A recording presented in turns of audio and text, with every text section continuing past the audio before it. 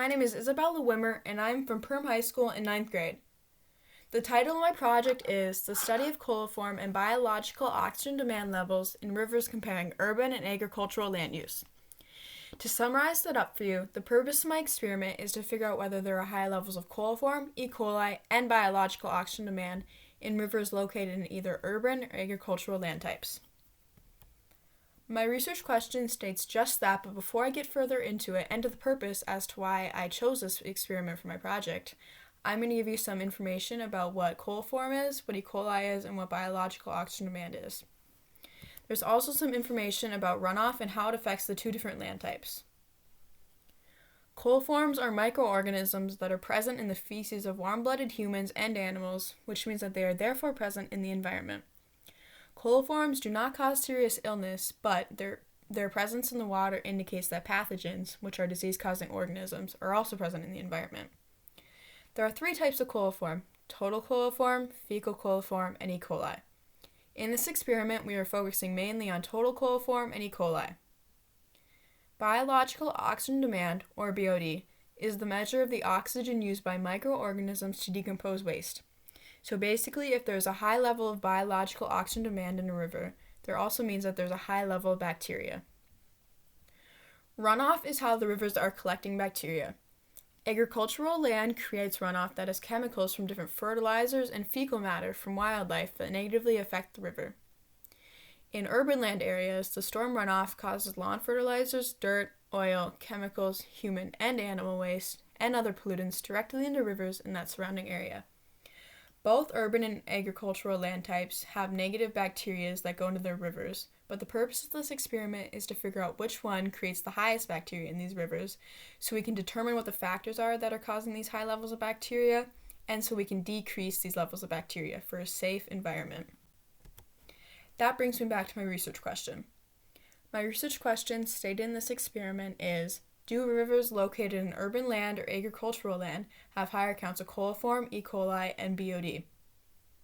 Determining whether agricultural or urban land areas contribute to higher coliform, E. coli, and BOD levels will help us lower and control the levels in the most needed land area. We want to lower and control these levels in the most needed land area so people can have safe environments for their recreational activities, such as fishing or swimming. That brings me to my purpose as to why I chose this experiment for my project. I really wanted to make sure that all my friends and family were safe with these bacteria in the river as they're tubing or doing recreational activities down the river. I wanted them to not get sick from any bacteria, and if there are bacteria, I want to be able to lower them so they can be safe again. Going into my hypothesis.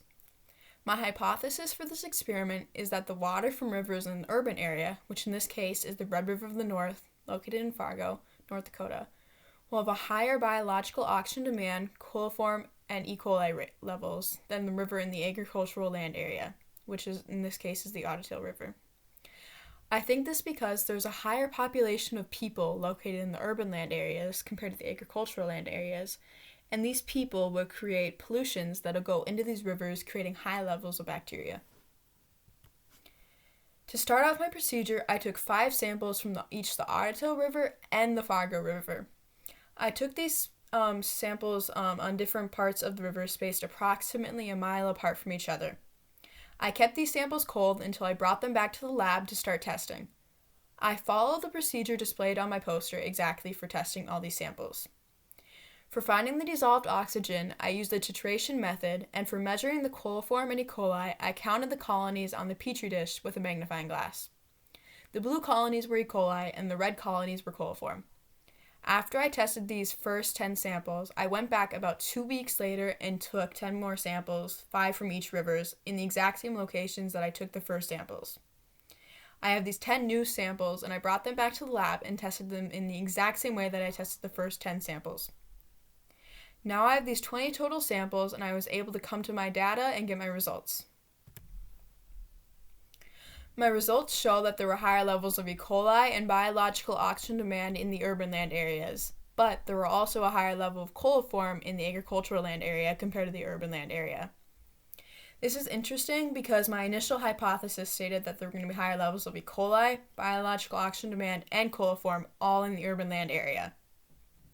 All of these graphs were made by me, and I'm going to go into my conclusion now. In conclusion, my hypothesis partially supported my data. This is partially supporting because I originally thought that there were going to be higher levels of bacteria in all the urban land areas, not split apart between the two. With this knowledge, we can further discover which factors on each type of land are causing high levels of these specific bacteria and therefore mitigate them for healthier water systems. This data does make sense though, especially for the coliform in the agricultural land area. In this case, we are researching total coliform, and total coliform comes from the feces of animals and humans. There's a lot of animals habitating the agricultural land area, so that makes sense why there's a higher level of coliform there compared to the urban land area.